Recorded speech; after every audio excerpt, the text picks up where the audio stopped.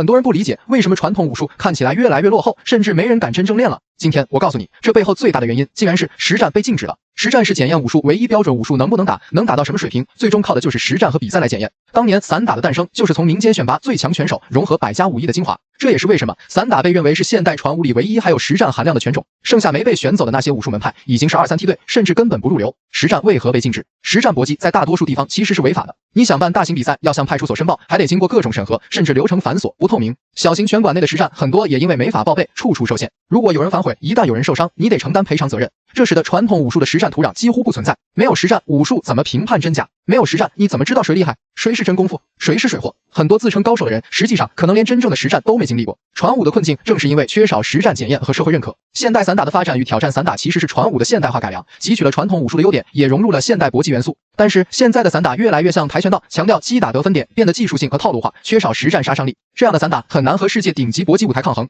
亚洲搏击强国泰国、日本已经虎视眈眈，传统散打的辉煌难在。历史背景，朝廷为何不鼓励武术？其实这种限制由来已久，朝廷历来不希望普通百姓练武，收天下之兵，拒之咸阳。古代就有收兵制武的传统，管控武器和武艺是维持社会稳定的一种手段。所以现代的武术管理多少延续了这种历史逻辑。所以传统武术难以传承和发展的根本原因，就是没有实战土壤和社会认可。想要真功夫，必须靠实战来检验。你怎么看？你觉得传武还有复兴的可能吗？